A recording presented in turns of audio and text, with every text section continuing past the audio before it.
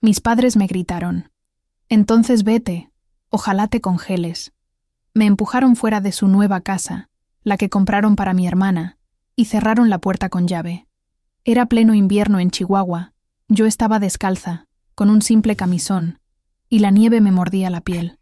Cuando ya no podía sentir los dedos, el viejo don Aurelio, nuestro vecino casi olvidado, abrió su puerta y dijo: «Hija, entra. Mi hijo. Es el jefe de tus padres. Mañana, ellos van a tocar tu puerta de rodillas». Mi nombre es Mariana. Tengo 23 años, y esa noche cambió mi vida para siempre. He vivido con esta familia durante toda mi existencia, pero nunca fui realmente parte de ella. Soy estudiante de enfermería en Ciudad Juárez, la hija que siempre tuvo que ser fuerte, mientras mi hermana Regina recibía todo el amor y todos los privilegios. Esa madrugada helada, cuando el frío me cortaba la piel como cuchillos, no sabía que estaba a punto de descubrir algo que destruiría a mis padres. Completamente. Los gritos de mis padres resonaron por toda la calle helada como una sentencia de muerte. «Entonces vete, ojalá te congeles». Sus voces se estrellaron contra las paredes de las casas vecinas, rebotaron en los autos cubiertos de escarcha, se perdieron en el viento cortante de enero, pero yo las escuché perfectamente, cada palabra grabándose en mi memoria como hierro caliente. Me empujaron fuera de la casa con tanta fuerza que tropecé, descalza. El piso congelado me cortó la planta de los pies al instante. Era como caminar sobre cristales rotos que alguien hubiera metido al congelador durante horas. El dolor me subió por las piernas, pero no era nada comparado con el vacío que sentía en el pecho. Detrás de mí, escuché la risa de Regina. Mi hermana había sacado su celular. Por supuesto.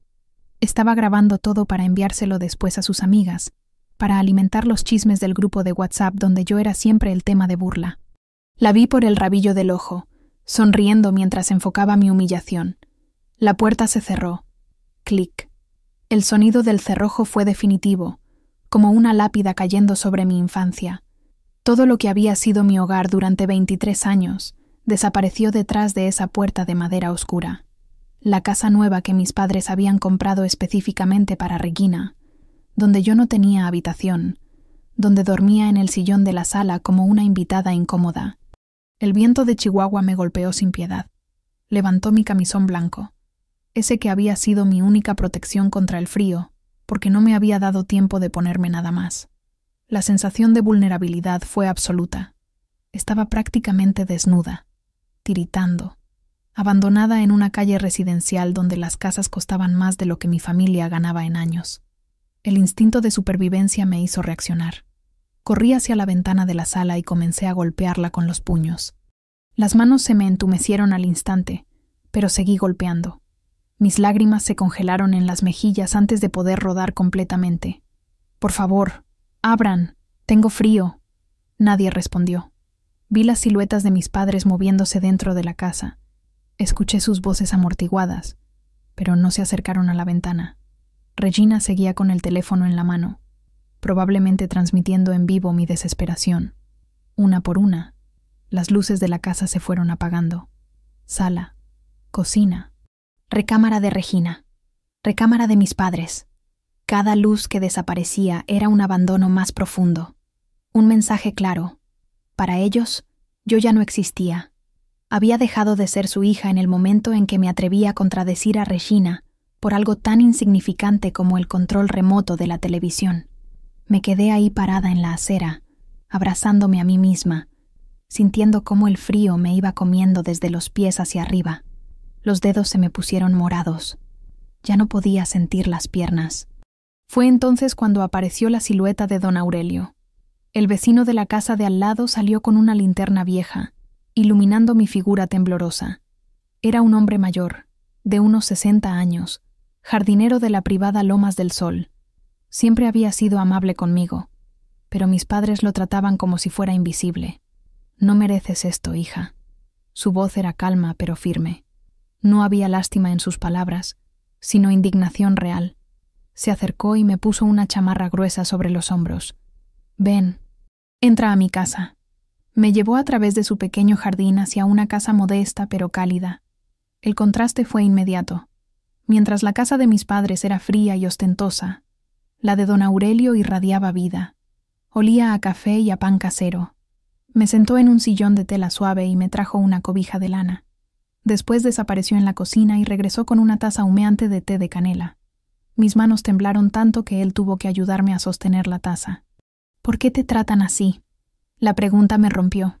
Todas las emociones que había guardado durante años salieron de golpe. Lloré como no había llorado desde que era niña.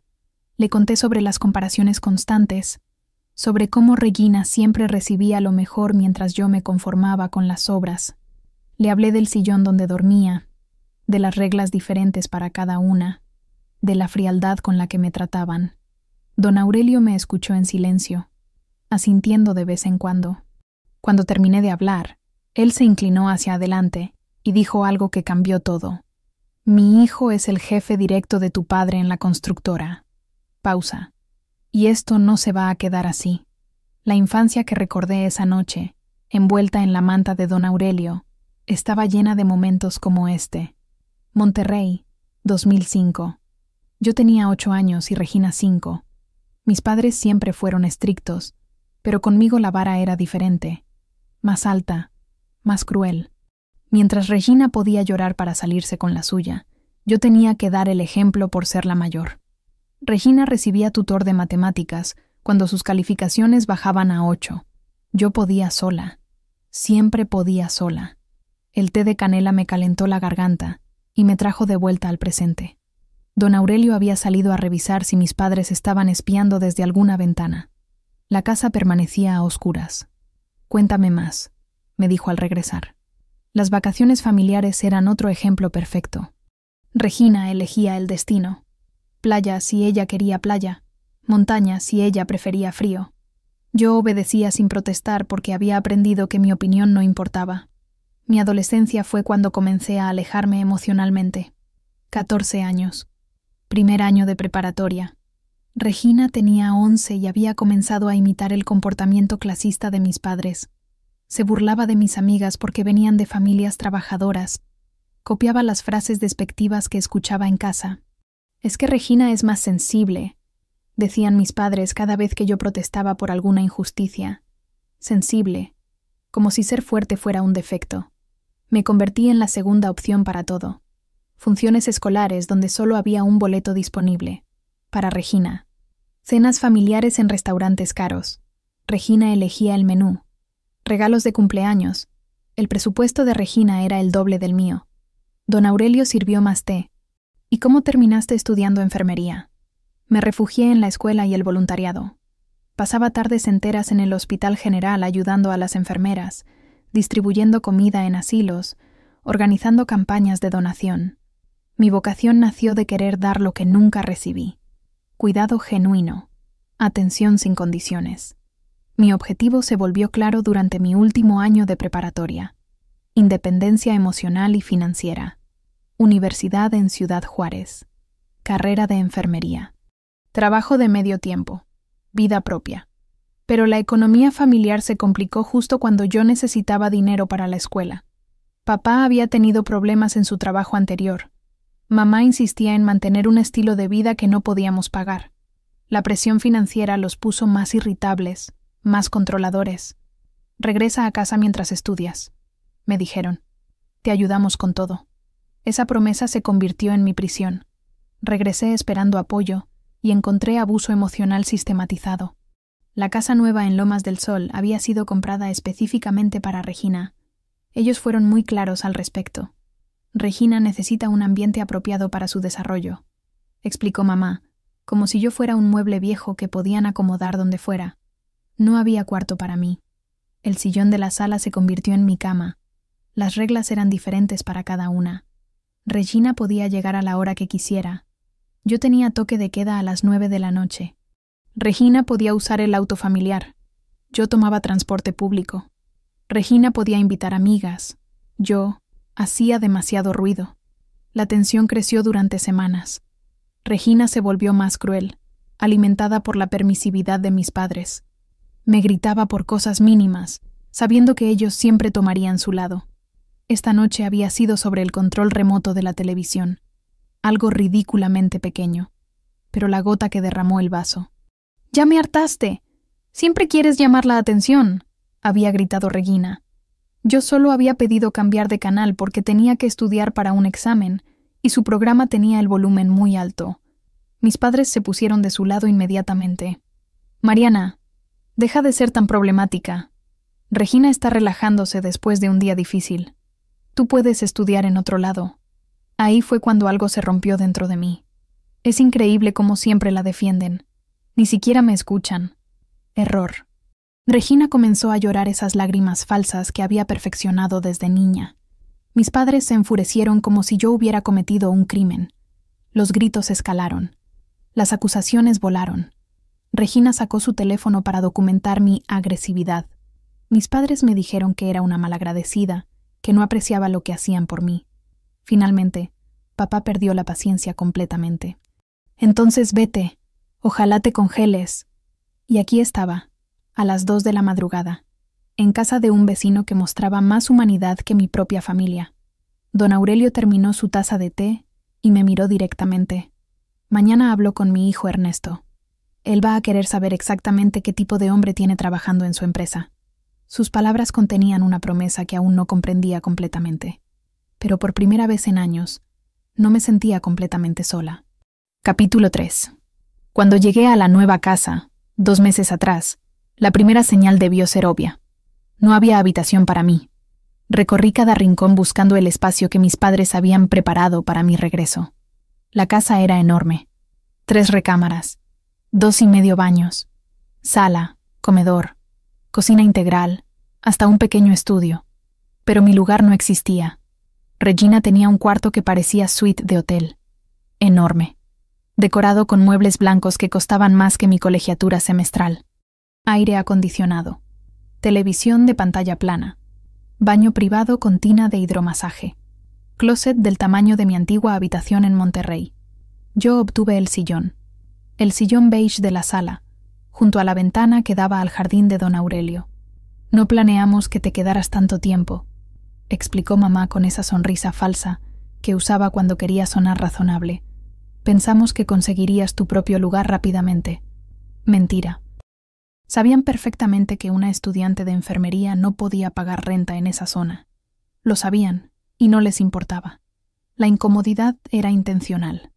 En casa de don Aurelio, mientras el calor de la cobija me devolvía la vida, recordé esas primeras semanas de humillación sistematizada. El control obsesivo sobre mis horarios comenzó inmediatamente. 6 de la mañana. Levantarme en silencio para no despertar a Regina. 6:30. Ducha rápida, porque Regina necesitaba el baño principal a las 7. 7. Desayuno solo si quedaba algo después de que Regina comiera. 9 de la noche. Toque de queda absoluto. Regina, mientras tanto, llegaba a la hora que quería sin dar explicaciones. Las críticas constantes sobre mi carrera empezaron la segunda semana. «Deberías estudiar administración», decía papá cada mañana. «La enfermería no tiene futuro. Es trabajo de sirvienta. Regina va a estudiar negocios internacionales», añadía mamá. «Algo respetable. Como si cuidar enfermos no fuera respetable. Como si mi vocación fuera un capricho». Pero el dolor más profundo venía de las cenas familiares exclusivas. 2 o 3 veces por semana, mis padres invitaban a Regina a restaurantes caros. La Mansion, el Campanario, lugares donde una sola comida costaba lo que yo gastaba en comida durante una semana. Yo me quedaba cuidando la casa. «Es que son conversaciones de adultos», explicaba papá. «Regina necesita aprender sobre el mundo de los negocios». Regina tenía 20 años. Yo tenía 23. Regresaban riéndose, con bolsas de ropa nueva para Regina, hablando de los contactos importantes que habían conocido. Nunca me contaban nada. Nunca me preguntaban cómo había estado mi día. La tensión creció como una enfermedad. Intenté conversar con ellos varias veces. Les pedí que habláramos sobre la situación, sobre las reglas diferentes, sobre el trato desigual. Recibí burla. «Mariana está celosa», decía Regina, riéndose. «Es que quiere llamar la atención», añadía mamá. «Siempre ha sido dramática», terminaba papá. «Dramática por querer respeto, dramática por necesitar dignidad. Regina comenzó a presumir la casa como si fuera un premio por ser perfecta. Mis papás me compraron esta casa porque saben que yo sí voy a hacer algo importante con mi vida, le decía a sus amigas por teléfono, en voz alta, para que yo escuchara desde el sillón. Mis padres alimentaban esa narrativa. Regina se lo merece, decían. Ella sí aprecia lo que hacemos por ella, como si yo fuera una malagradecida, como si dormir en un sillón fuera un privilegio. Sentía que retrocedía años emocionalmente. Me estaba convirtiendo otra vez en la niña de 8 años que aceptaba migajas de amor. La adulta fuerte que había construido en Ciudad Juárez se desmoronaba bajo el peso de la manipulación familiar. El día de la expulsión había comenzado como cualquier otro. Regina monopolizando el baño durante 2 horas. Mamá quejándose de que yo usaba demasiada agua caliente. Papá criticando mi elección de carrera durante el desayuno. Por la noche, yo estaba estudiando en el sillón para un examen de farmacología. Regina llegó de una fiesta, borracha, y encendió la televisión a volumen máximo. ¿Puedes bajarle un poco? Tengo examen mañana. No, esta es mi casa. Yo hago lo que quiero. Su respuesta fue automática, cruel, alimentada por meses de impunidad. Solo te pido que bajes el volumen. No es mucho pedir. Ya me hartaste. Siempre quieres llamar la atención. Empezó a gritar como una niña de 5 años. Mis padres aparecieron inmediatamente, en pijama, listos para defenderla. La discusión escaló en segundos. Acusaciones viejas, resentimientos guardados, palabras que no se podían retirar, hasta que papá perdió completamente la paciencia. Entonces vete. Ojalá te congeles. El empujón. La puerta cerrándose. El frío cortándome la piel. Don Aurelio me sirvió más té. Sus manos eran gentiles, seguras. No había prisa en sus movimientos. No había irritación por tenerme en su casa a las 3 de la mañana. Llevas cargando esto mucho tiempo, me dijo. Asentí, incapaz de hablar sin llorar otra vez. Pero ahora las cosas van a cambiar. Don Aurelio se levantó y caminó hacia la ventana que daba a la casa de mis padres. Todavía estaba completamente a oscuras. Conozco a tu familia desde hace 5 años, comenzó, regresando a sentarse frente a mí, desde que llegaron a la privada. Yo trabajo como jardinero aquí desde hace más tiempo. Conozco cada familia, cada historia, cada secreto de estas casas. Tu familia siempre me llamó la atención por la forma tan extraña en que te trataban. Mi hijo Ernesto es arquitecto. Pausa. Supervisor jefe de constructora Península Norte. Esas palabras cayeron como piedras en agua quieta. Península Norte era la empresa donde trabajaba mi papá como coordinador de proyectos. Su jefe directo. Ernesto ha oído rumores sobre el comportamiento de tu padre en el trabajo. ¿Cómo habla de ustedes? ¿Cómo justifica ciertos gastos? El té se me enfrió en las manos mientras él continuaba. Pero nunca había visto evidencia directa hasta esta noche. Aurelio se inclinó hacia adelante. Sus ojos tenían esa claridad que solo viene con la edad y la experiencia. Yo he visto los abusos pequeños durante años. Cómo te ignoran en las reuniones de vecinos. Cómo te regañan en público mientras tratan a Regina como una princesa. Cómo tu propia madre te habla como si fueras la sirvienta. Cada palabra era cierta. Las reuniones de vecinos donde yo me sentaba sola, mientras mis padres presumían los logros inexistentes de Regina. Los regaños humillantes frente a otras familias cuando yo interrumpía conversaciones de adultos por pedirles las llaves del auto. Los momentos donde mamá me gritaba por no lavar los platos inmediatamente después de comer, mientras Regina dejaba su cuarto hecho un desastre durante semanas sin consecuencias. Tus padres aman las apariencias, continuó Aurelio. Se mueren por quedar bien con los vecinos, por proyectar la imagen de familia perfecta. Pero yo veo la realidad. Me ofreció otra cobija. Mis manos habían empezado a temblar otra vez, pero no era por el frío. Quédate aquí temporalmente, hasta que decides qué hacer. La propuesta me tomó por sorpresa. Acepté con una mezcla de vergüenza y gratitud que no sabía cómo expresar. Había algo profundamente humillante en necesitar refugio del vecino porque tu propia familia te había abandonado. Pero también había algo liberador.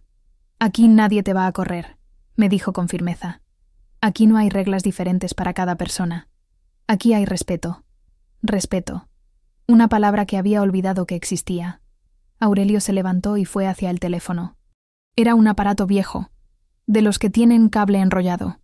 Marcó un número que sabía de memoria. Ernesto va a pasar revisión laboral en los próximos días. Me explicó, mientras esperaba que contestaran. Es algo rutinario que hace cada mes. Inspecciona el trabajo de los coordinadores, revisa gastos, verifica que todo esté en orden. La llamada se conectó. Hijo, soy yo. Sí, sé que es tardísimo. Necesito que vengas mañana temprano. Es sobre los Herrera de la casa de al lado. Pausa. El coordinador cuya hija está aquí conmigo porque la echaron de su casa en plena madrugada. Otra pausa más larga. Sí, esa hija. Colgó y se volvió hacia mí con una sonrisa que no llegaba a ser cruel, pero tenía algo definitivo. Créeme, Mariana.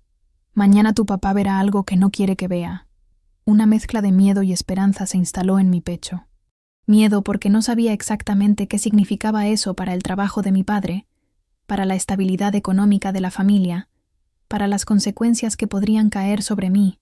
Esperanza porque por primera vez en años alguien estaba dispuesto a hacer algo sobre la injusticia que había vivido. Aurelio me mostró un cuarto pequeño en la parte trasera de la casa, simple pero digno. Una cama individual con cobijas limpias, un pequeño escritorio junto a la ventana, una lámpara de lectura, una cruz de madera en la pared y una foto de una mujer mayor que asumí era su esposa fallecida. «Descansa», me dijo. «Mañana va a ser un día largo». Antes de salir del cuarto, se detuvo en la puerta. Mi esperanza siempre decía que Dios pone a las personas correctas en el momento correcto. Ella murió hace 3 años, pero creo que esta noche me está ayudando a ayudarte. Cerró la puerta suavemente. Me senté en la cama y por primera vez en meses pude respirar profundamente. No había nadie esperando que fuera perfecta. No había nadie monitoreando mis movimientos. No había nadie listo para criticar cada decisión que tomara. Aurelio regresó con un plato de sopa caliente y una rebanada de pan tostado. «Come algo antes de dormir». La sopa sabía ahogar de una forma que había olvidado que existía. Esa noche dormí por primera vez sin miedo a despertar a Regina, sin miedo a molestar a mis padres, sin miedo a ser criticada por respirar demasiado fuerte. Solo paz, y la extraña certeza de que algo grande estaba por cambiar. Desperté con el sonido de golpes en la puerta. Eran las 8 de la mañana, y mis padres estaban afuera de la casa de don Aurelio, tocando con insistencia. Reconocí inmediatamente el patrón. 3 golpes. Pausa. 3 golpes más. La misma forma en que papá tocaba cuando estaba molesto. «¿Mariana está ahí?» Escuché la voz de mamá a través de la ventana. «Sabemos que está ahí», añadió papá. «Solo queremos hablar». Don Aurelio no les abrió. Se quedó sentado en la mesa de la cocina, tomando café, como si no existieran. Me hizo una seña para que me mantuviera callada y siguiera desayunando los huevos revueltos que me había preparado. Los golpes continuaron durante 10 minutos más. Finalmente, se fueron. Pero eso fue solo el comienzo. Mi teléfono comenzó a vibrar sin parar a las 9 de la mañana. Mensajes de mamá. «Mariana, regresa. Exageraste todo. No queremos que andes contando mentiras por ahí. La familia se arregla en familia». Mensajes de papá. «Deja de armar drama. Tu hermana está muy preocupada. Si regresas ahorita, olvidamos todo esto». Mentiras. Todas eran mentiras envueltas en falsa preocupación. Regina, por supuesto, había subido historias a Instagram, presentándose como la víctima. Mi hermana se fue de la casa por un drama súper tonto. Estamos súper preocupados por ella. Si la ven, díganle que regrese, por favor. Había usado una foto vieja mía, de cuando éramos niñas, donde aparecíamos abrazadas, la imagen perfecta de hermanas unidas que nunca habíamos sido. Los ataques llegaron inmediatamente. Las amigas de Regina comenzaron a mandarme mensajes llenos de veneno. «Eres una exagerada. Regina está llorando por tu culpa. ¿Por qué siempre causas problemas? Tu familia es súper buena contigo, y tú les pagas así». Cada mensaje era una puñalada. No porque las palabras me dolieran, sino porque confirmaban lo efectiva que era la manipulación de mi familia. Habían logrado que otras personas creyeran su versión sin siquiera conocer los hechos. Don Aurelio vio mi expresión mientras leía los mensajes. «No contestes nada. me dijo firmemente. Ahora no. Cuando respondas, va a ser con pruebas. Pruebas. La palabra se quedó resonando en mi cabeza. Decidí hacer algo que debía haber hecho años atrás. Documentar todo. Me senté en el escritorio del cuarto que Aurelio me había dado y comencé a hacer una lista detallada de todos los abusos que recordaba. No fue fácil. Cada memoria que escribía me lastimaba como una herida fresca. 5 años. 4 años. 3 años atrás. Cumpleaños donde Regina recibía fiestas y yo una cena familiar. Emergencias médicas donde Regina iba a hospital privado y yo a la clínica del seguro. Regalos de Navidad donde las diferencias eran obscenas. $3,000 en ropa para Regina. $200 en útiles escolares para mí. Después organicé las pruebas digitales. Screenshots de conversaciones donde mis padres justificaban el trato diferente. Fotos de los cuartos. El de Regina versus el sillón donde yo dormía. Audios de WhatsApp donde mamá me explicaba por qué Regina merecía más consideraciones. Fue un ejercicio doloroso pero liberador. Por primera vez estaba viendo mi vida familiar desde afuera, como si fuera una extraña, analizando una situación de abuso. La objetividad me ayudó a entender que no había estado loca. No había exagerado. No había sido dramática. Había sido maltratada sistemáticamente. Don Aurelio llamó a Ernesto mientras yo trabajaba en mi documentación. «Hijo, necesito que vengas esta tarde». «Sí, a casa de los Herrera». «No, no es jardinería. Es trabajo tuyo». Pausa larga. Revisión laboral, rutinaria. Pero quiero que pongas especial atención en cómo maneja los gastos de representación. Otra pausa. Y quiero que veas las condiciones de vida que está proporcionando a su familia. Colgó y me miró con esa sonrisa que estaba empezando a conocer. No era cruel, pero tampoco era completamente gentil. Era la sonrisa de alguien que había decidido que la justicia necesitaba un empujón. Ernesto va a hacer una visita sorpresa esta tarde. Inspección de rutina. La tensión que sentí fue inmediata. Una mezcla de miedo y anticipación que me hizo temblar las manos. ¿Qué va a pasar? Tu papá va a descubrir que las acciones tienen consecuencias. Por la tarde, mientras organizaba mis pruebas, algo inesperado sucedió. La señora Martínez, de la casa de enfrente, tocó la puerta. ¿Está Mariana aquí?, le preguntó a don Aurelio. Salí a verla. La señora Martínez era una mujer de unos 50 años, elegante, siempre amable cuando nos cruzábamos en la calle.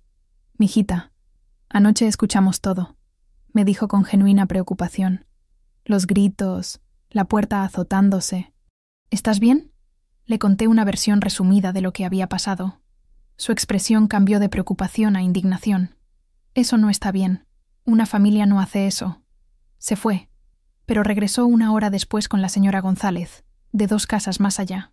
«Nosotras también hemos notado cómo te tratan», dijo la señora González. «Siempre pensamos que era raro, pero no queríamos meternos. Pero esto ya es demasiado», añadió la señora Martínez. Echar a una hija a la calle en plena madrugada no tiene justificación. Se estaba formando una pequeña red de solidaridad. Vecinos que habían sido testigos silenciosos durante años, finalmente dispuestos a hablar. No porque me conocieran bien, sino porque lo que habían visto esa noche había cruzado una línea que no se podía ignorar. Don Aurelio preparó café para todas y escuchó mientras ellas compartían lo que habían observado. Cómo mis padres hablaban de mí en las reuniones de vecinos. Cómo Regina presumía abiertamente que la casa era regalo por ser la hija perfecta. Como yo siempre caminaba con la cabeza baja, como si cargara una vergüenza que no me pertenecía. Por primera vez en mi vida, otras personas estaban validando mi experiencia. No estaba loca. No había exagerado. Lo que había vivido era real, era injusto, y había sido visible para cualquiera que se molestara en mirar. Esa tarde, cuando vi a Ernesto caminar hacia la casa de mis padres con su portapapeles y su expresión seria de supervisor, supe que mi vida estaba a punto de cambiar. Para siempre. Ernesto llegó a las 4 de la tarde exactamente. Lo vi desde la ventana de mi cuarto temporal, caminando hacia la casa de mis padres con un portapapeles negro y una carpeta llena de documentos. Era un hombre de unos 40 años, serio, vestido con camisa blanca y pantalones de vestir. Se notaba que estaba acostumbrado a la autoridad. «Inspección rutinaria», le escuché decir a mi papá cuando abrió la puerta. La palabra rutinaria sonaba inocente, pero yo sabía que no había nada de rutinario en esta visita. Ernesto entró a la casa y comenzó a revisar documentos. Desde la casa de don Aurelio no podía escuchar las conversaciones, pero podía ver las expresiones a través de las ventanas. Papá estaba nervioso. Sus movimientos eran demasiado rápidos, demasiado defensivos. Mamá permanecía en la cocina, asomándose cada pocos minutos. Regina estaba en su cuarto, probablemente sin entender la gravedad de la situación. Ernesto tomaba notas constantemente. Revisó la casa de arriba a abajo. Midió espacios. Fotografió modificaciones. Comparó planos con la realidad. Sus gestos se volvían más severos conforme pasaba el tiempo. Después de 2 horas, salió al jardín para hablar con mis padres. Esta vez pude escuchar fragmentos de la conversación porque habían dejado la puerta abierta. Encontré irregularidades significativas, decía Ernesto con voz clara y profesional. Los permisos para las modificaciones del segundo piso no corresponden con lo que se ejecutó. Hay uso de materiales de la empresa que no están justificados en ningún reporte. El aire acondicionado de la recámara principal fue instalado con recursos que aparecen como mantenimiento de oficina en el presupuesto. Y papá intentaba explicar, justificar, desviar el tema. Todo tiene explicación, ingeniero. Son detalles menores que se pueden aclarar. Pero Ernesto no se dejaba distraer. Continuó con su lista. También tengo reportes de gastos de representación que incluyen cenas familiares en restaurantes como gastos de clientes. 47,000 pesos en los últimos 6 meses. $47,000. Esa cifra me golpeó como un puñetazo. Todas esas cenas exclusivas con Regina, todas esas salidas de las que yo era excluida, habían sido pagadas con dinero de la empresa. Mi papá había estado robando para mantener el estilo de vida que no podíamos pagar. Además, continuó Ernesto, y su voz se volvió más personal. Anoche vi a su hija Mariana con claros signos de hipotermia, después de que la echaran de su casa en plena madrugada. Silencio. Papá intentó desviar el tema inmediatamente. Eso fue un malentendido familiar. Los jóvenes de hoy son muy dramáticos. Sé lo que hiciste. Las palabras de Ernesto cortaron el aire como una navaja. Sé exactamente lo que hiciste. Y esto no es un asunto familiar. Es un asunto de carácter profesional. Mis padres comenzaron a suplicar. Ingeniero, por favor, todo se puede arreglar. Que esto quede entre nosotros. Somos familia trabajadora, gente honorable. Pero Ernesto siguió tomando notas de cada palabra, cada súplica, cada justificación, cada mentira. Voy a hacer un reporte formal a Recursos Humanos, anunció finalmente. Las irregularidades financieras requieren investigación completa. La empresa no tolera el uso indebido de recursos. Fue entonces cuando Regina salió de la casa gritando. Esto es culpa de Mariana. Ella arruinó todo. Siempre arruina todo. Su voz era tan fuerte que varios vecinos salieron a ver qué pasaba. La señora Martínez, la señora González, el señor Ramírez de la casa de la esquina, todos los que habían estado en casa de don Aurelio esa mañana, y otros más. Las miradas eran incómodas, murmullos, cuchicheos. La perfecta imagen de familia exitosa que mis padres habían construido se desmoronaba frente a toda la privada. Ernesto se fue sin decir nada más. Pero el daño ya estaba hecho. Mis padres entraron a la casa rápidamente, pero ya era demasiado tarde. Los vecinos habían visto y escuchado suficiente. Lo que no sabían mis padres era que la señora González había grabado todo con su celular. El video comenzó a circular esa misma noche. Primero en el grupo de WhatsApp de la privada, después en el grupo de padres de familia del colegio de Regina, luego en grupos de trabajo. Para la medianoche, mis padres se habían vuelto trending en la privada Lomas del Sol, no por ser exitosos, por ser abusivos. Yo observé todo desde la casa de don Aurelio, en silencio. Parte de mí sentía satisfacción viendo cómo se desmoronaba la fachada que habían construido a costa de mi dignidad. Pero otra parte se sentía extraña, como si estuviera viendo la destrucción de algo que una vez había sido mi hogar. Don Aurelio me trajo una taza de chocolate caliente y se sentó conmigo junto a la ventana. ¿Cómo te sientes? No sé, le respondí honestamente, aliviada, asustada, culpable. La culpa no te pertenece, mija. Ellos eligieron tratarte así. Ellos eligieron robar. Ellos eligieron construir su felicidad sobre tu sufrimiento. Tenía razón. Por primera vez en años, las consecuencias estaban llegando a las personas correctas. No a mí, a ellos. Esa noche dormí profundamente, sabiendo que algo había comenzado. Algo que ya no se podía detener. La notificación llegó por email 3 días después del video. Felicidades, Mariana Herrera. Su expediente académico ha sido seleccionado para beca parcial de excelencia. 60% de descuento en colegiatura. Leí el mensaje 3 veces para asegurarme de que era real. Era real. Mi promedio de 9.6 finalmente había sido reconocido por alguien. Después de años de que mis padres minimizaran mis logros académicos, después de escuchar 1000 veces que la enfermería no tenía futuro, la universidad me estaba dando una oportunidad real de independencia. Don Aurelio leyó la notificación por encima de mi hombro y sonrió. Te lo mereces, mija. Todo ese esfuerzo valió la pena. Pero la beca no era suficiente para cubrir todos mis gastos. Necesitaba trabajo.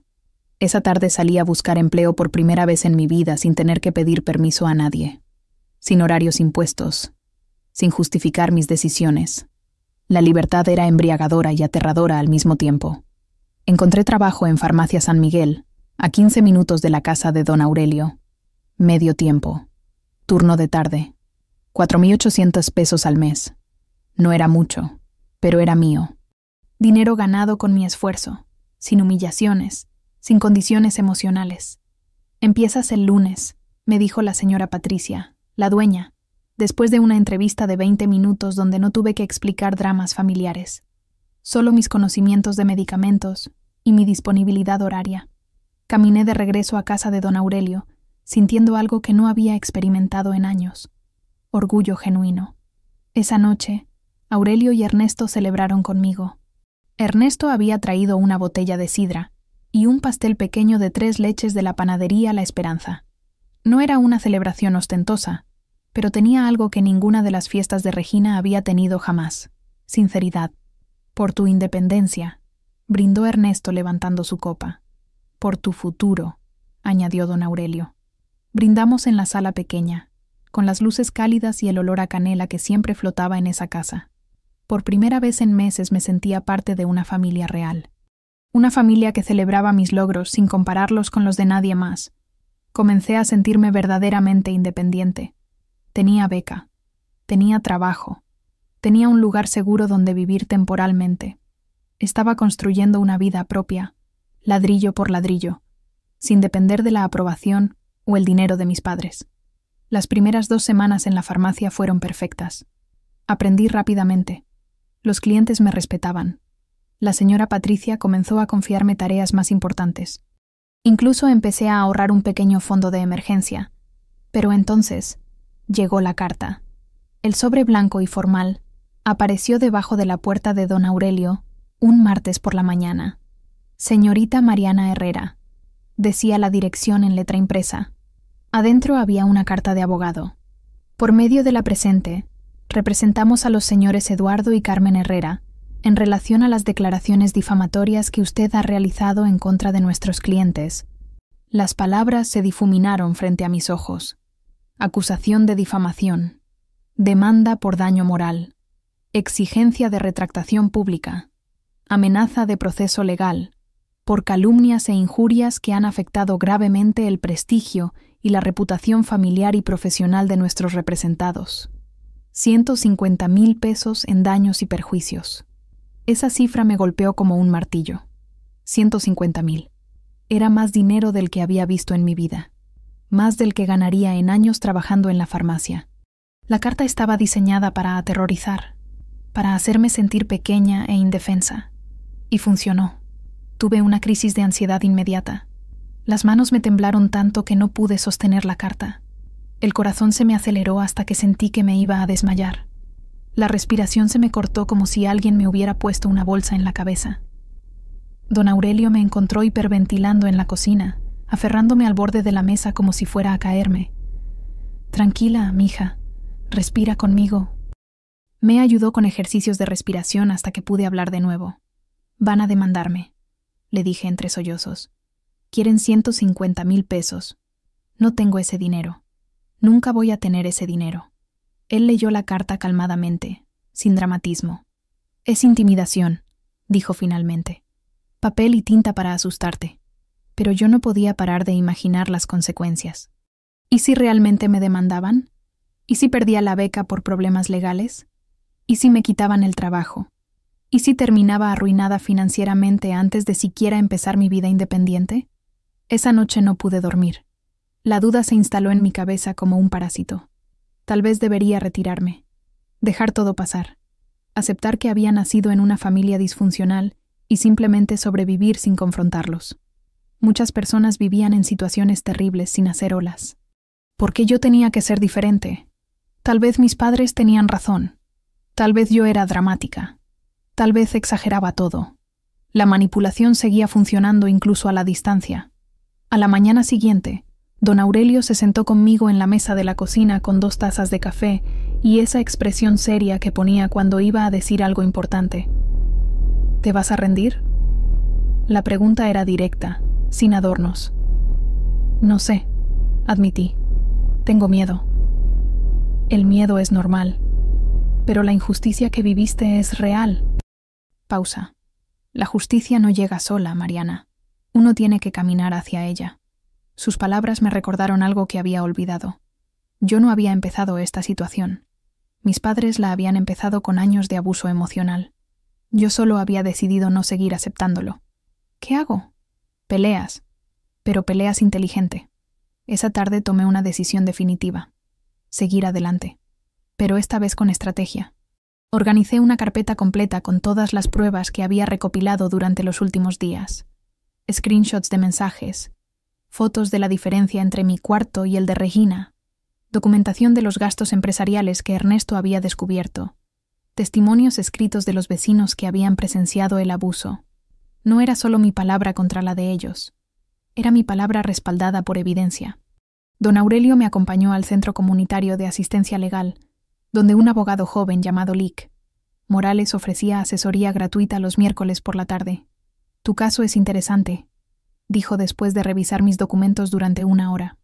Ellos pueden intentar demandarte, pero tú tienes más evidencia de abuso familiar de la que ellos tienen de supuesta difamación. Me explicó mis derechos. El derecho a vivir libre de violencia psicológica. El derecho a la dignidad. El derecho a denunciar situaciones de abuso, sin ser perseguida legalmente por ello. Además, añadió, si tu padre realmente malversó fondos empresariales, ellos tienen problemas mucho más grandes que una demanda por difamación. Aprendí sobre negligencia familiar, sobre maltrato psicológico, sobre manipulación económica. Todas las cosas que había vivido tenían nombres legales. No eran diferencias familiares o malentendidos. Eran formas reconocidas de abuso. Por primera vez en mi vida, alguien con autoridad estaba validando mi experiencia desde un marco legal. ¿Qué me recomienda hacer? No respondas a la carta de intimidación. Deja que ellos den el primer paso legal real. Mientras tanto, documenta todo. Y si necesitas representación, podemos conectarte con abogados especializados en violencia familiar. Salí de esa cita sintiendo algo que no había experimentado en semanas. Control. Control sobre mi situación. Control sobre mi futuro. Control sobre la narrativa de mi propia vida. Esa noche le escribí en mi diario algo que se convirtió en mi mantra. No voy a permitir que el miedo me devuelva a la jaula de la que acabo de escapar. El video de la señora González se había convertido en algo más poderoso de lo que cualquiera de nosotros había imaginado. Lo que comenzó como un clip de 40 segundos en el grupo de WhatsApp de la privada Lomas del Sol, ahora estaba en todos los grupos de la colonia El Mirador. 6 grupos diferentes. Más de 300 familias. El título del video era simple. Padre echa a hija a la calle en plena madrugada. Lomas del Sol. Los comentarios que acompañaban la viralización eran devastadores para mis padres. ¿Qué clase de familia hace eso? Pobre muchacha, se veía aterrorizada. Yo los conozco. Siempre fueron raros con esa hija. Los vecinos habían comenzado a cambiar su comportamiento hacia mis padres de forma notable. La señora Martínez me lo contó cuando vino a visitarme el jueves por la tarde. Ya nadie los saluda en la calle, me dijo mientras tomábamos té en la sala de don Aurelio. Ayer tu papá trató de platicar con el señor Ramírez sobre el clima y él literalmente se dio la vuelta y se metió a su casa. Y tu mamá intentó invitar a las señoras al grupo de ejercicio matutino, añadió la señora González, quien había llegado con ella. Todas dijeron que estaban ocupadas. El aislamiento social había comenzado, pero la situación se volvió más seria cuando llegó a los compañeros de trabajo de mi papá. Ernesto me contó que el supervisor directo había pedido una reunión urgente para revisar el reporte completo de irregularidades. Ya no es solo mi palabra, me explicó el viernes durante la cena. Recursos Humanos está haciendo su propia investigación. Van a revisar todos los gastos de los últimos 2 años. 2 años. Eso significaba que cada cena familiar pagada con dinero de la empresa saldría a la luz. Cada modificación no autorizada a la casa. Cada gasto personal disfrazado como gasto de trabajo. Mis padres, desesperados por controlar el daño, intentaron hacer que Regina borrara sus publicaciones de Instagram, pero era demasiado tarde. Muchas personas ya habían hecho screenshots de sus historias donde presumía la casa como regalo por ser perfecta y donde me llamaba dramática por protestar contra el trato desigual. Regina, en un intento por limpiar su imagen, se grabó un video llorando. Estoy muy triste por todo lo que está pasando. Mi hermana está inventando cosas horribles sobre mi familia. Nosotros siempre la tratamos bien, pero ella siempre ha sido muy problemática. Espero que recapacite y deje de lastimarnos. El video duró 3 minutos. 3 minutos de Regina llorando lágrimas de cocodrilo, presentándose como víctima, culpándome por la crisis familiar. Subió el video a Instagram y lo compartió en 3 grupos de WhatsApp diferentes. Lo que no esperaba Regina era que la gente ya había visto demasiado. El video también se viralizó, pero en su contra. Los comentarios fueron brutales. Esta niña vive en una casa de 3 pisos y dice que su hermana exagera. ¿En serio está llorando porque su hermana no quiere dormir en el sillón? Muy conveniente que ahora llore cuando antes se burlaba. ¿Dónde estaban esas lágrimas cuando echaron a su hermana en la madrugada? Los usuarios comenzaron a señalar contradicciones. Compararon las fotos del cuarto lujoso de Regina con sus lágrimas por ser víctima. Encontraron inconsistencias entre lo que decía en el video y lo que había publicado semanas atrás presumiendo sus privilegios. Pero lo que realmente cambió todo fueron los testimonios de los vecinos. La señora Martínez escribió un comentario largo en uno de los grupos. Yo vivo enfrente de esta familia desde hace 5 años. Siempre vimos cómo trataban feo a Mariana. La regañaban en público, la excluían de reuniones familiares, la hacían trabajar como sirvienta mientras la hermana menor no movía ni un dedo. Lo de la madrugada fue solo la gota que derramó el vaso. Esa familia es abusiva. El señor Ramírez se sumó. El padre siempre hablaba mal de Mariana en las reuniones de vecinos. Decía que era problemática y malagradecida. Mientras tanto presumía los logros inventados de Regina. Ahora entiendo que era porque Regina era su favorita. Doña Esperanza, de 3 casas más allá.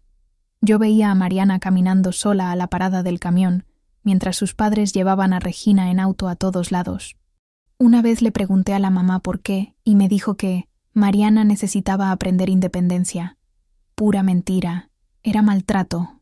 Los testimonios siguieron llegando. Vecinos que habían sido testigos silenciosos durante años, ahora hablaban públicamente. La comunidad comenzó a exigir sanciones laborales para mi papá. Si maltrata así a su propia hija, ¿cómo será con empleados y clientes? Una persona así no debería tener posiciones de autoridad. La empresa debería investigar su comportamiento. Mientras todo esto pasaba, yo me mantuve firme y callada. Don Aurelio me había aconsejado no responder a provocaciones, no alimentar el drama, no justificarme públicamente. La verdad camina sola, me dijo. No necesitas defenderla, solo necesitas vivir con dignidad. Tenía razón. Cada día que pasaba sin que yo respondiera agresivamente, más creíble se volvía mi versión de los hechos. Mi silencio era más poderoso que cualquier argumento. Mis padres, desesperados por el aislamiento social y la presión laboral, organizaron una reunión en su casa. Mandaron invitaciones por WhatsApp a todos los vecinos de la privada. Estimados vecinos, Los invitamos a una reunión informal en nuestra casa el domingo a las 5 p.m. para aclarar los malentendidos recientes y restaurar la armonía comunitaria. Habrá café y postres. Domingo, 5 p.m. Yo observé desde la ventana de don Aurelio. Nadie llegó. Ni una sola persona. Mis padres esperaron en su sala elegante, con la mesa llena de bocadillos que nadie iba a comer, mirando por la ventana cada 5 minutos, esperando vecinos que nunca aparecieron. A las 6:30 p.m. cerraron las cortinas y apagaron las luces. Su reputación se había desplomado completamente. En menos de 2 semanas habían pasado de ser la familia exitosa y respetada de la privada a ser los parias del vecindario. Y todo había comenzado con una puerta cerrada en una madrugada helada. Esa noche, mientras cenaba tranquilamente en la casa de don Aurelio, me di cuenta de algo importante. La justicia no siempre llega de los tribunales o de las autoridades. A veces llega de la comunidad. A veces llega cuando la gente decente decide que ya no va a quedarse callada frente al abuso. Y a veces llega cuando la verdad finalmente tiene más fuerza que las mentiras. La notificación oficial llegó un martes por la mañana. Constructora Península Norte había abierto auditoría completa sobre las actividades de Eduardo Herrera, coordinador de proyectos con 12 años de antigüedad en la empresa. Ernesto me lo contó durante el desayuno, con esa expresión seria que había aprendido a reconocer cuando hablaba de trabajo. Ya no hay vuelta atrás, me dijo. El Departamento de Recursos Humanos tomó el caso. Van a revisar cada documento, cada gasto, cada decisión que tu papá haya tomado en los últimos 3 años. 3 años. Eso incluía toda la época de la casa nueva, todo el periodo donde las cenas familiares se habían vuelto más frecuentes y más caras, todo el tiempo donde mis padres habían vivido por encima de sus posibilidades reales. Ernesto testificó con profesionalismo absoluto. No mencionó la situación personal. No habló de la madrugada helada o del abuso familiar. Se limitó a presentar hechos, números, documentos. Su testimonio duró 4 horas y quedó grabado en video para el expediente oficial. Mi función como supervisor es garantizar que los recursos de la empresa se usen correctamente, declaró frente al panel de investigadores. Las irregularidades encontradas en el trabajo del coordinador Herrera son significativas y requieren revisión completa. Los auditores trabajaron durante 2 semanas. Lo que encontraron superó incluso las sospechas iniciales de Ernesto. Facturas infladas sistemáticamente, proveedores inexistentes que habían cobrado miles de pesos por materiales fantasma, sobrecostos en proyectos que beneficiaban directamente el estilo de vida de mi papá, 127,000 pesos en discrepancias durante los últimos 2 años, uso personal de transporte corporativo. La camioneta de la empresa había sido usada para llevar a Regina a fiestas, para viajes familiares los fines de semana, para mudanzas personales. El GPS corporativo tenía registros de cientos de trayectos que no tenían relación alguna con trabajo. Abuso de autoridad con empleados subordinados. Testimonios de trabajadores que habían sido obligados a hacer labores personales en horario laboral, jardinería en la casa nueva, instalaciones privadas, favores que no tenían nada que ver con sus responsabilidades profesionales. El viernes de esa semana, mi papá fue suspendido temporalmente sin goce de sueldo. La notificación llegó por email y por carta certificada. Tenía 48 horas para entregar todas las llaves, tarjetas y equipos de la empresa. Su acceso a sistemas fue revocado inmediatamente. Mamá entró en pánico por perder el estatus social. La vi desde la ventana de don Aurelio, caminando de un lado a otro en su jardín, hablando por teléfono con voz desesperada. Estaba cancelando compromisos sociales, inventando excusas, tratando de mantener las apariencias mientras su mundo se desmoronaba. ¿Qué vamos a decirle a la gente?, la escuché gritar a través de la ventana abierta. ¿Cómo vamos a pagar la hipoteca de la casa? ¿Qué va a pasar con la colegiatura de Regina? Regina, por su parte, amenazó con irse de la casa nueva. Si no pueden mantenerme como merezco, mejor me voy a vivir con mi madrina a Monterrey, gritó durante una discusión familiar que toda la calle escuchó. Esto es humillante. Mis amigas van a burlarse de mí. Ustedes arruinaron mi vida por defenderse de Mariana. Era increíble cómo, incluso en su crisis, seguían sin aceptar responsabilidad. Papá culpó a Mariana por todo. Esto es tu culpa, le gritó a la casa de don Aurelio desde su jardín, como si yo pudiera escucharlo. Todo estaba bien hasta que tú armaste este drama. Te metiste donde no te llamaron y destruiste esta familia. Ojalá nunca hubieras nacido. Sus palabras me dolieron, pero no me quebraron. Ya no tenía 8 años. Ya no era la niña que se culpaba por el mal humor de sus padres. Era una mujer adulta que había aprendido a distinguir entre responsabilidad real y chivos expiatorios emocionales. 3 días después de la suspensión, recibí una citación oficial. El Departamento de Recursos Humanos de Constructora Península Norte solicitaba mi declaración como testigo en el caso de malversación de fondos. La carta era formal, seria, respetuosa. Su testimonio es importante para esclarecer los hechos relacionados con el uso indebido de recursos empresariales por parte del empleado Eduardo Herrera. La cita era para el miércoles siguiente a las 10 a.m. en las oficinas corporativas. Fui con nervios, pero preparada.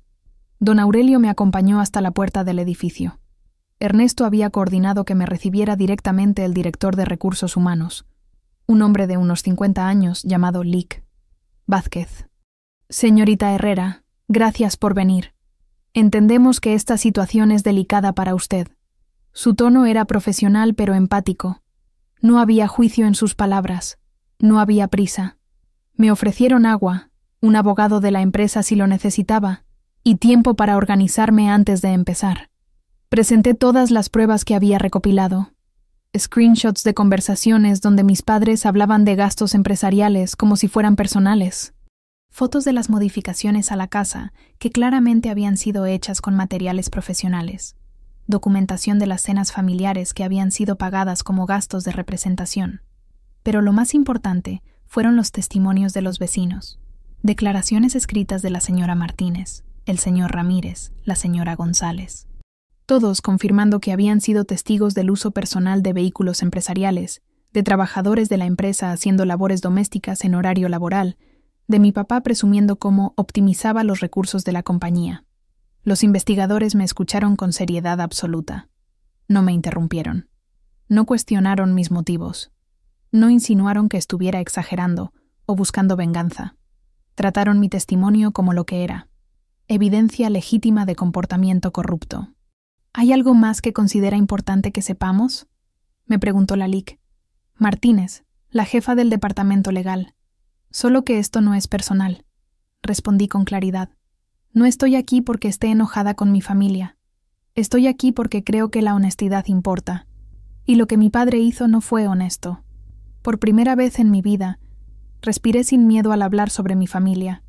No había amenazas. No había manipulación emocional. No había promesas falsas de que las cosas cambiarían si yo me portaba bien. Solo adultos profesionales tomando en serio un caso de corrupción empresarial. El caso se volvió mediático dentro de la empresa. Ernesto me contó que era el tema de conversación en todas las oficinas. No por morbo, sino porque representaba un cambio importante en cómo la compañía manejaba casos de abuso de confianza. Tu testimonio fue el punto de quiebre, me explicó. Ya no es solo irregularidades administrativas. Es un patrón sistemático de robo con evidencia sólida. La dirección general estaba considerando remover definitivamente a mi papá. No solo despedirlo, demandarlo civilmente para recuperar los fondos malversados, enviarlo a la Fiscalía para investigación penal por abuso de confianza agravado. 127,000 pesos no era una cantidad menor. Era suficiente para proceso criminal. Mientras tanto, mis padres comenzaron a recibir notificaciones de deuda. Sin el sueldo de papá, no podían cubrir los pagos de la casa nueva. La hipoteca se atrasó después de un mes. El banco envió avisos de mora que llegaron por mensajería certificada. También llegaron cobranzas de las tarjetas de crédito. Todas las compras impulsivas de los últimos meses. Ropa cara para Regina, cenas en restaurantes exclusivos, electrodomésticos de lujo. Todo había sido financiado con dinero que no tenían, esperando que los ingresos irregulares continuaran para siempre. Ahora las deudas reclamaban atención.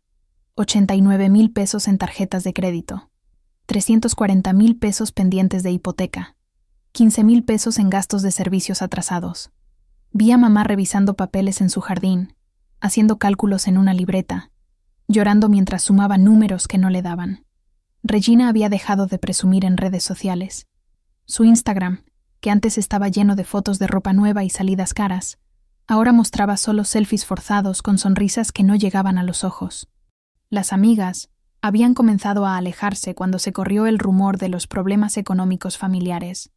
La vida de privilegios artificiales se estaba desmoronando exactamente como había sido construida, rápidamente y sin fundamentos sólidos.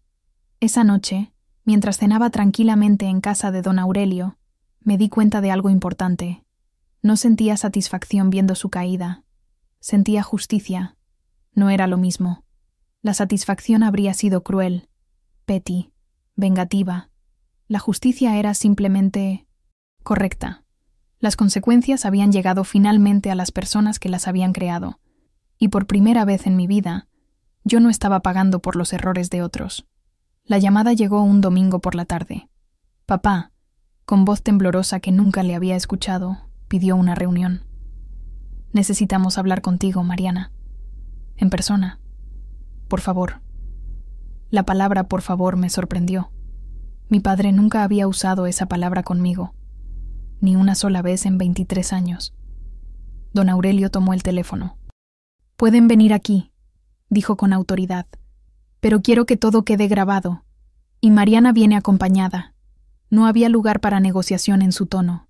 Está bien, aceptó papá después de un silencio largo. La reunión se programó para el martes a las 6 p.m. Llegaron puntuales. Mis padres y Regina, caminando hacia la casa de don Aurelio como si fueran a una cita médica dolorosa pero necesaria. Yo estaba acompañada de Ernesto, quien había traído una grabadora digital profesional y una copia completa del reporte de auditoría empresarial. Don Aurelio había preparado la sala como si fuera una oficina legal. Mesa en el centro, sillas organizadas, agua para todos, ambiente formal. Nada de la calidez habitual de su hogar. Esto era business. Todo se graba, anunció antes de que comenzáramos. Todo queda registrado. Mis padres se sentaron frente a mí como acusados ante un juez. Comenzaron llorando. Mamá con lágrimas dramáticas. Papá con la cabeza baja. Regina con pucheros calculados. Mariana, somos tu familia, comenzó mamá. Todo esto se salió de control. Nunca quisimos lastimarte. Mentiras. Tú sabes que te queremos, añadió papá. Solo que a veces no sabemos cómo demostrarlo. Más mentiras. Pero lo que más me sorprendió es que incluso llorando, incluso suplicando, seguían culpándome. Entendemos que te sentías excluida, dijo mamá, pero no debiste involucrar gente externa en problemas familiares. Lo de la empresa fue desleal, añadió papá. Podrías haber hablado conmigo primero. Arruinaste nuestras vidas por un berrinche, murmuró Regina. Escuché sus palabras sin alterarme. Había esperado esto. Sabía que no iban a llegar pidiendo perdón genuino. Iban a llegar ofreciendo una disculpa contaminada con culpa y manipulación. ¿Terminaron?, pregunté cuando se hizo silencio. Me mantuve firme y comencé a hablar. Voy a mostrarles algo. Saqué mi carpeta de pruebas, la misma que había presentado en la empresa, pero ahora organizada específicamente para esta conversación. Les mostré los screenshots de conversaciones donde me llamaban problemática y malagradecida con familiares externos. Las fotos del sillón donde dormía versus el cuarto de Regina. Los registros de gastos donde mis necesidades médicas eran minimizadas mientras los caprichos de Regina eran prioritarios. $200 para mi tratamiento dental de emergencia. $3,500 para el vestido de graduación de Regina. Esto es manipulación, dije señalando cada prueba. Esto es abuso emocional sistemático. Esto es maltrato financiero. Regina intentó negar todo. Esas fotos están fuera de contexto. Siempre exageras todo. Eres una mentirosa. Fue entonces cuando Ernesto intervino. Puso sobre la mesa una copia del reporte oficial de auditoría empresarial. 127,000 pesos malversados.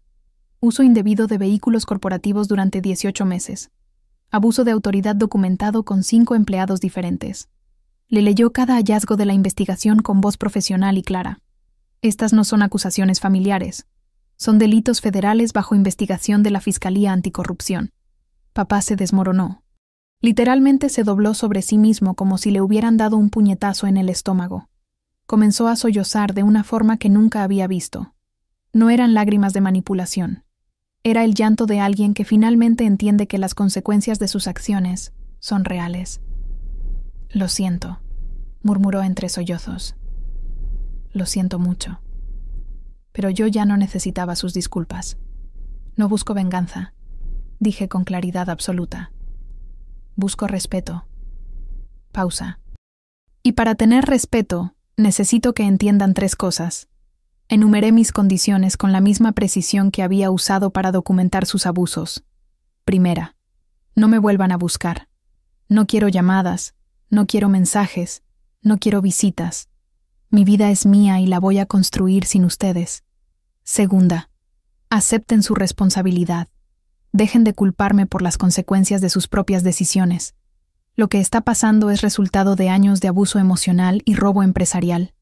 Yo no causé esto. Tercera, respeten mi derecho a vivir en paz. No me difamen con familiares. No inventen historias sobre mí. No traten de sabotear mi trabajo o mis estudios. ¿Aceptan estas condiciones? Mis padres se miraron entre ellos. Podía ver el cálculo en sus ojos. El miedo a perder completamente el control sobre mí. La resistencia a aceptar culpa total. Pero también podía ver que no tenían opciones. «Sí», dijo papá finalmente. «Aceptamos». «Está grabado», confirmó don Aurelio. Regina salió llorando histéricamente. No las lágrimas calculadas de sus videos de Instagram. Era el llanto de una niña de 20 años que finalmente había entendido que el mundo no giraba a su alrededor, que sus padres no eran omnipotentes, que las acciones tienen consecuencias incluso para las princesas mimadas. «Los odio a todos. Esto nunca debió pasar», gritó antes de salir corriendo hacia su casa. Mis padres la siguieron después de murmurar despedidas incómodas. Don Aurelio cerró la reunión con la calma de alguien que ha visto justicia cumplirse. «Ya está», me dijo después de apagar la grabadora. «Ya terminaste con ellos». Por primera vez en mi vida, sentí un cierre interno genuino. No había asuntos pendientes. No había cuentas emocionales sin saldar. No había esperanzas falsas de que las cosas cambiaran si yo me comportaba diferente. Había establecido límites claros, defendido mi dignidad y cerrado un capítulo de mi vida que me había costado demasiada energía y demasiados años. Esa noche, mientras escribía en mi diario, me di cuenta de algo importante. La familia no es automática. No es un derecho que se gana solo por compartir ADN.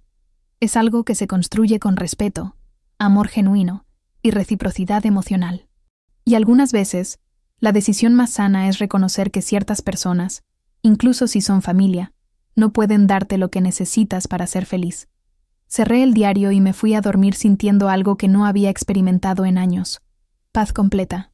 La notificación de despido llegó en sobrecertificado 3 semanas después de nuestra reunión. Por medio de la presente, Constructora Península Norte informa la terminación definitiva del contrato laboral del señor Eduardo Herrera, efectiva inmediatamente, por violaciones graves al Código de Ética Empresarial y malversación comprobada de fondos corporativos. Don Aurelio me leyó la carta mientras tomábamos café en su cocina. Habíamos desarrollado la rutina de revisar juntos las noticias relacionadas con el caso, como si fuera un serial de televisión que seguíamos capítulo por capítulo.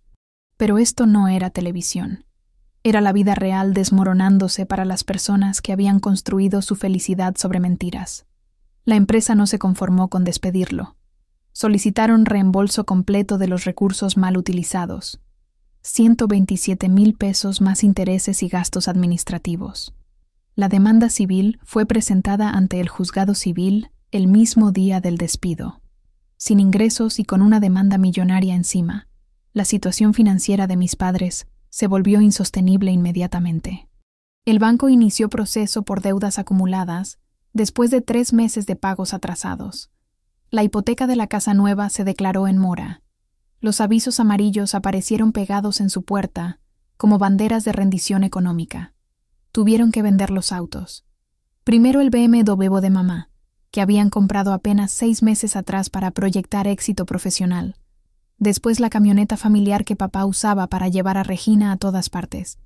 Los vi desde la ventana de don Aurelio, parados en el concesionario de autos usados, negociando precios con la desesperación de quien necesita dinero urgente.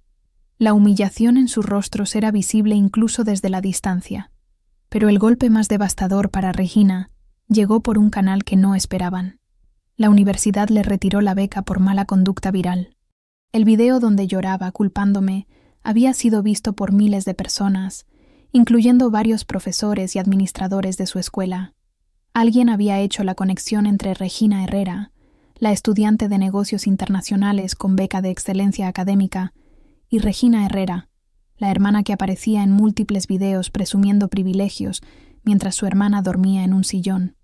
La universidad no puede mantener becas para estudiantes cuya conducta pública contradice los valores institucionales de respeto e integridad familiar, decía la carta oficial. Regina perdió 180.000 pesos en apoyo educativo. Sus amigas la abandonaron como ratas huyendo de un barco que se hunde. Las mismas chicas que habían coreado sus burlas hacia mí, que habían aplaudido sus historias de Instagram, que habían validado su sentimiento de superioridad, ahora la evitaban en pasillos y la excluían de reuniones sociales. No era lealtad lo que habían tenido con Regina, era conveniencia. Cuando la conveniencia desapareció, la amistad se evaporó con ella. Mamá, por primera vez en 15 años, tuvo que buscar trabajo. La vi saliendo de casa en outfit poco familiar, falda formal, zapatos cómodos, portafolio sencillo. Ya no era la señora de sociedad que organizaba té canasta y presumía el éxito de su marido. Era una mujer de 50 años con escasa experiencia laboral reciente, compitiendo por empleos de secretaria y asistente administrativa. La casa nueva quedó hipotecada hasta el techo. Renegociaron la deuda con el banco, pero las condiciones fueron humillantes. Intereses más altos, pagos más largos, garantías adicionales. La casa que habían comprado como símbolo de ascenso social se convirtió en una cadena financiera que los ataría por décadas. Su estatus social desapareció como humo. Las invitaciones a eventos de la privada cesaron. Los saludos cordiales en la calle se convirtieron en miradas incómodas y conversaciones susurradas. Ya no eran los Herrera exitosos de Lomas del Sol, eran los Herrera problemáticos, los que habían traído drama y vergüenza al vecindario exclusivo. Los vecinos los evitaban activamente. La señora Martínez me contó que en las reuniones comunitarias ya nadie se sentaba cerca de mis padres, que cuando mamá trataba de participar en conversaciones, la gente encontraba excusas para alejarse. Es incómodo estar cerca de ellos, me explicó. No porque seamos crueles, sino porque sabemos lo que hicieron. Y ellos saben que nosotros sabemos. La presión social se volvió insoportable.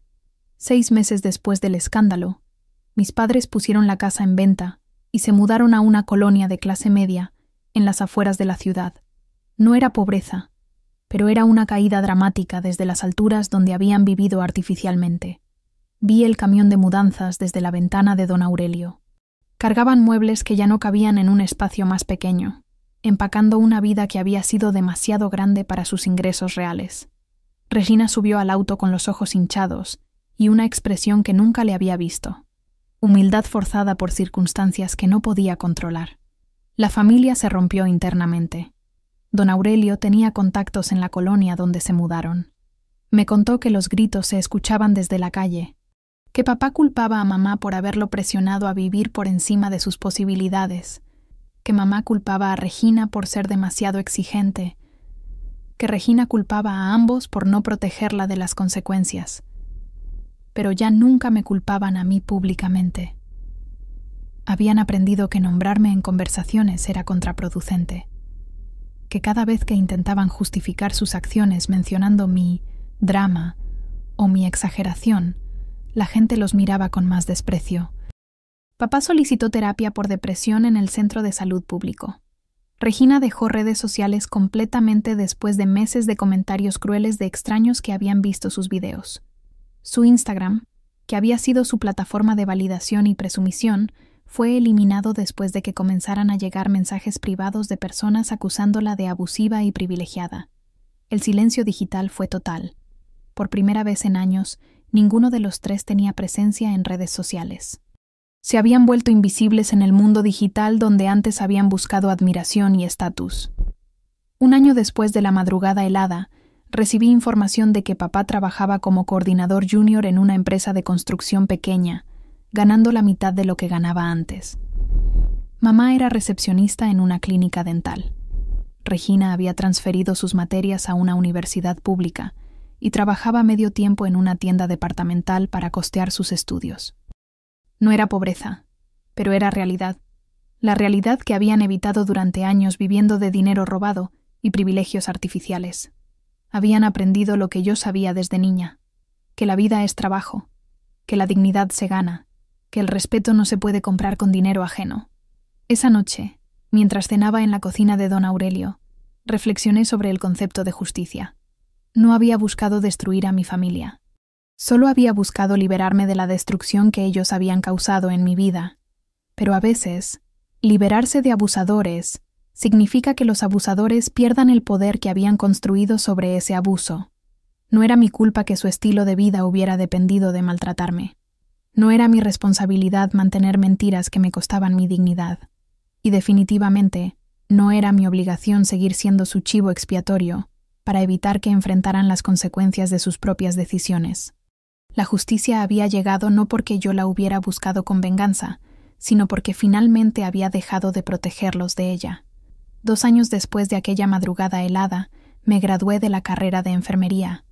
Summa cum laude, promedio general de 9.7, la mejor calificación de mi generación. Don Aurelio y Ernesto estaban en primera fila durante la ceremonia de graduación, aplaudiendo con orgullo genuino cuando llamaron mi nombre. Habían comprado flores y un pastel pequeño para celebrar después. Era la primera vez en mi vida que alguien celebraba mis logros sin compararlos con los de otra persona. Sin asteriscos, sin condiciones, sin comentarios sobre cómo Regina habría hecho algo mejor o diferente. Solo celebración pura de mi esfuerzo y mi éxito. Conseguí trabajo inmediatamente como enfermera en Clínica Santa María, una institución privada de prestigio en el centro de la ciudad. No fue por palancas o contactos familiares, fue por mi expediente académico y las cartas de recomendación de mis profesores, que habían notado mi dedicación y mi capacidad para conectar emocionalmente con pacientes y familias. Mi primer salario como enfermera registrada fue de 18,000 pesos mensuales. Era más dinero del que había manejado jamás. Dinero limpio, ganado honestamente, que podía gastar sin culpa y ahorrar sin miedo. Me mudé a un departamento pequeño cerca del centro. Un estudio de 45 metros cuadrados con cocina integral, baño completo y una ventana grande que daba hacia el Parque Morelos. No era lujoso, pero era completamente mío. Cada mueble había sido elegido por mí. Cada decoración reflejaba mis gustos reales, no los gustos de alguien más, o la necesidad de impresionar visitantes. Por primera vez tenía un hogar que se sentía como hogar. Mantuve contacto cercano con don Aurelio y Ernesto. Cenas dominicales en casa de Aurelio se convirtieron en tradición sagrada. Él cocinaba, yo llevaba postre, Ernesto traía historias del trabajo y noticias del mundo. Habíamos desarrollado una dinámica familiar genuina, construida sobre respeto mutuo, cariño real y apoyo incondicional. Era la familia que había elegido, la familia que me había elegido a mí. 6 meses después de graduarme, me volví voluntaria en el Refugio Esperanza, un albergue para mujeres que huían de violencia doméstica. Mi experiencia con abuso emocional familiar me daba credibilidad y empatía para ayudar a otras mujeres que estaban reconstruyendo sus vidas después de relaciones tóxicas. No era la misma situación, pero había elementos universales: la manipulación, el aislamiento, la culpa, la vergüenza, el miedo a estar solas. Comencé dando charlas sobre límites familiares y la diferencia entre amor genuino y dependencia emocional tóxica. La familia no es automática, decía en cada presentación. Es algo que se construye con respeto mutuo, y algunas veces la decisión más sana es alejarse de personas que no pueden darnos lo que necesitamos para ser felices, incluso si comparten nuestro ADN. Las mujeres que me escuchaban entendían inmediatamente. Muchas habían vivido situaciones similares con familias de origen que habían normalizado el abuso bajo la excusa del amor familiar. Construí una comunidad sana a mi alrededor. Amigas del trabajo que me invitaban a sus casas sin agenda oculta. Compañeras del refugio que me pedían consejo y ofrecían el suyo. Vecinos del edificio que se habían convertido en conocidos amables con quienes intercambiaba saludos genuinos. Era una red de relaciones basada en reciprocidad, no en obligación. mis compañeros de trabajo me respetaban profundamente. No por mi apellido o mi estatus social, sino por mi competencia profesional y mi capacidad para mantener la calma en situaciones de crisis. Me convertí en la enfermera a quien los médicos consultaban cuando necesitaban comunicar malas noticias a familias. Era buena leyendo dinámicas familiares disfuncionales y sabía cómo navegar conversaciones emocionales complicadas. Sin darme cuenta, me volví un símbolo de resiliencia local. Otras empleadas del hospital que habían vivido situaciones familiares difíciles comenzaron a pedirme consejo, no porque fuera psicóloga, sino porque había demostrado que era posible reconstruir una vida después de cortar lazos tóxicos. Si Mariana pudo hacerlo, yo también puedo. Escuché que decía una compañera a otra durante un descanso. Un año después de empezar a trabajar, recibí una beca para especialización en cuidados intensivos en Ciudad de México. La Universidad Nacional había seleccionado mi ensayo sobre impacto psicológico de dinámicas familiares en pacientes hospitalizados para programa de maestría con beca completa. 240,000 pesos en apoyo educativo durante 2 años. Era mi oportunidad de crecer profesionalmente sin limitaciones financieras. Con mis ahorros y un pequeño préstamo personal, compré mi primer auto. Un Nissan Versa usado, modelo 2018, en excelente estado. Rojo cereza con interiores grises. El día que firmé los papeles y recibí las llaves, me senté en el asiento del conductor y lloré de felicidad. No era el auto más caro o más bonito del lote, pero era mío, pagado con mi trabajo, elegido según mis necesidades y mis gustos, sin tener que pedirle permiso a nadie para usarlo. Ahorrar para mi propia casa se convirtió en mi meta real y alcanzable. Había calculado que en 5 años, con mi salario actual más el aumento que vendría después de la especialización, podría dar el enganche para un departamento de 2 recámaras en una zona segura. No era una mansión en privada exclusiva, pero sería completamente mío, sin hipotecas infladas, sin dinero robado, sin estatus artificial que mantener. Solo un hogar honesto construido con trabajo honesto. Sentí orgullo genuino de haber sobrevivido. No solo sobrevivido, haber prosperado. Había tomado la peor situación de mi vida y la había convertido en el catalizador para construir la mejor versión de mí misma, sin venganza, sin amargura, sin la necesidad de probar nada a nadie, solo el orgullo silencioso de saber que había elegido la dignidad sobre la comodidad, la honestidad sobre la conveniencia y la paz sobre la pertenencia forzada. Reflexioné constantemente sobre la familia que había elegido formar, don Aurelio, que me había dado refugio cuando más lo necesitaba, Ernesto, que había puesto la justicia por encima de la conveniencia laboral, las mujeres del refugio, que me habían enseñado que el apoyo mutuo es más poderoso que cualquier lazo sanguíneo, mis compañeras de trabajo, que celebraban mis éxitos sin competencia. Esta era mi verdadera familia, la familia que había elegido y que me había elegido. Una noche, mientras escribía en mi diario en la comodidad de mi pequeño departamento, con mi auto estacionado afuera y mis planes de futuro organizados en la mesa, escribí algo que se convirtió en mi filosofía de vida. Mi paz vale más que cualquier apellido. Cerré el diario y me fui a dormir sabiendo que había tomado las decisiones correctas, que alejarse de la toxicidad no me había hecho una persona cruel, que establecer límites no me había convertido en una hija malagradecida, que elegir mi dignidad había sido el acto más amoroso que había hecho jamás, por mí misma, y que eso era suficiente. Si esta historia te impactó, deja tu like y suscríbete ahora mismo. Y no esperes más. Haz clic en el video que acaba de aparecer en tu pantalla y disfruta la próxima historia. Hasta allá.